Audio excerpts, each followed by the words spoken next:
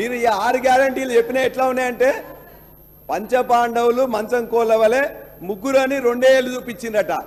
అట్లా మేము 6 అని చెప్తూ 13 అని చెప్పిన సందర్భంగా ఉన్నది.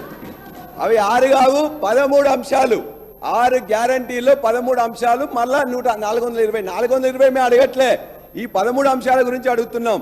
ఈ 6 గ్యారంటీల్లో ఖచ్చితంగా ఎవరైతే ఇవాళ డ్రైవర్లు ఆటో డ్రైవర్లు ఉన్నారో 3 డిమాండ్లు మేము ఖచ్చితంగా పెడుతున్నాం.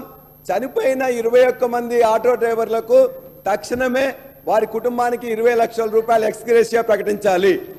రెండోది, వాళ్ళ కుటుంబాలు ఎవరైతే ఇలా 300 రూపాయలు కిరాయి తీసుకొని 200 డీజిల్ తీసుకొని 500 రూపాయలు కూలి కూడా పడతలేదు కాబట్టి ఆ కుటుంబాలకి వ్యవసాయాలకు రుణమాఫీ ఎట్లు ఇస్తున్నావో చాలా బీద వాళ్ళు, చదువుకోని వాళ్ళు, కష్టపడుతున్న వాళ్ళందరూ కూడా ఇలా గ్రామీణ ప్రాంతం నుంచి ఇక్కడికి వచ్చింది కాబట్టి ఆటో రుణమాఫీ కూడా చేయాలని చెప్పి కూడా ఈ సందర్భంగా మేము కోరుతున్నాం. మూడో అంశం, ఇవాళ ఖచ్చితంగా వాళ్ళు తినడానికి కూడా తిండి దొరకట్లేదు కాబట్టి మీరు చెప్పే 12,000 రూపాయల సంవత్సరానికి ఎక్కడా సరిపోదు కాబట్టి నెలకు 10,000 రూపాయలు ఇచ్చినట్లయితే 6.5 లక్షల కుటుంబాలు బాగైతే అని చెప్పేసి ఇది మూడో డిమాండ్గా మీ ద్వారా ఇవాళ ప్రభుత్వానికి పెడతా ఉన్నాం. అధ్యక్ష, ఎందుకు మీరు ప్రచారం ఎంతుందో చెప్పాను. 20 లక్షల రూపాయలు 20 కోట్ల రూపాయలు చేసిండ్రు, 60 కోట్ల ప్రచారం చేసుకున్నారని 15 కోట్ల మంది చేసిండ్రు. దాన్ని ఆహ్వానిస్తున్నాం.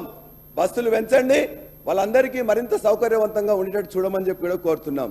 అధ్యక్ష, అంతేకాదు ఈ 6 గ్యారంటీలది 13 అంశాలది ఖచ్చితంగా తొందరగా 100 రోజుల్లో ఏదైతే చేస్తారో అది ఇందులో ప్రస్తావిస్తే బాగుండేది అని చెప్పేసి అనుకుంటున్న గవర్నర్ ప్లాన్లో ప్రస్తావించినట్టయితే బాగుండు. ఇవాళ ఈ రాష్ట్రంలో 55 నుండి 60% గ్రామీణ ప్రజలు మొత్తం కూడా వ్యవసాయం మీద ఆధారపడి ఉంటారు. వ్యవసాయ ఆధారిత సంబంధిత పరిశ్రమల మీద ఆధారపడి ఉంటారు. వాటి గురించి ఒక చిన్న పారా మెన్షన్ చేసిండ్రు గవర్నర్ ప్రసంగంలో, ఏమీ ఎక్కువ మెన్షన్ చేయలేదు అధ్యక్ష.